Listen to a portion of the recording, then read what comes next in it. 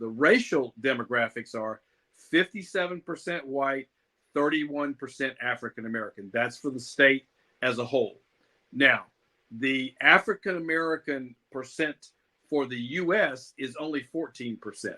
So, right off the bat, we see that Louisiana per capita has a much higher percentage of African Americans than the average state, city in the US. There are some exceptions, but by and large, we have a higher percentage racially of African Americans. So there might be some opportunities that for shopping or for catering to that demographic that we're not capturing, that we're not even considering and we're not thinking about, because quite frankly, all of the national, regional chains of stores and successful stores, they look to go into the highest level of income areas to make it easier on them. If you're Oh, wow. if you have a fast growing area outside of Dallas or outside of Orlando, Florida, and it's high income levels, they're going to rather go there than try to go to a place where the money is tight in families and struggle.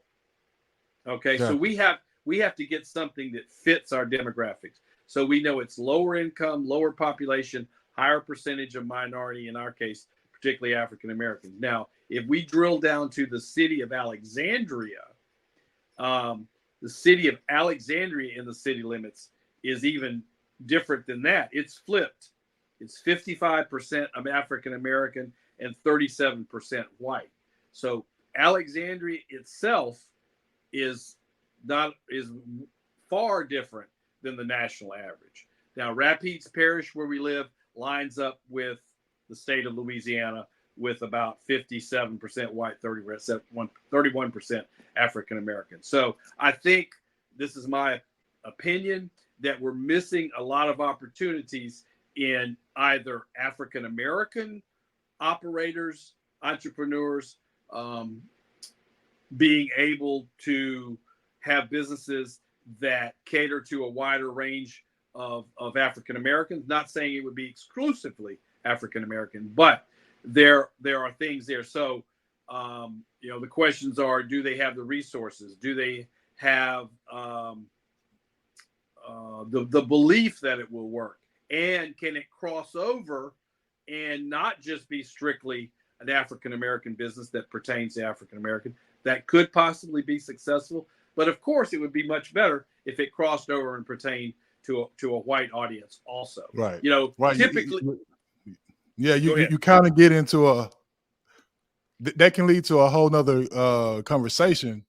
But I know, you're the general manager at Alexandra Mall. I know you have been one that's been open to the different ideas, and you have been very open to people in my community coming to you with those ideas and giving them a safe space to think outside the box and to try to service their area or just the area in a whole.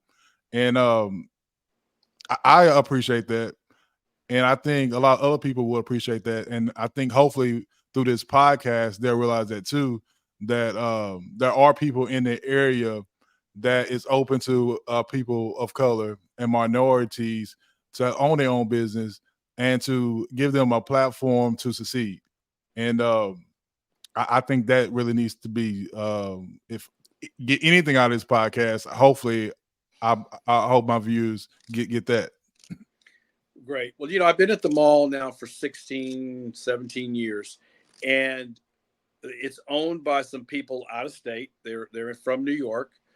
They're very pro Louisiana, pro Alexandria, but again, they live in a very different environment. And, they may see, initially when I started working at the mall, I think they had a different perception of these questions of who we are and what should we get and what would be successful here, as opposed to what we have now. So we do have a lot of African American local business owners in the mall now. They sell products that go to all demographics. But I think I would say 15, 16 years ago when I started, there were very few. And I think that retailers, I mean, landlords, business owners across or shopping center owners across the country were maybe hesitant because they didn't know if it would work or not, or if they would be successful. But we have numerous businesses in the mall that have been here for years, and they're very successful. Now,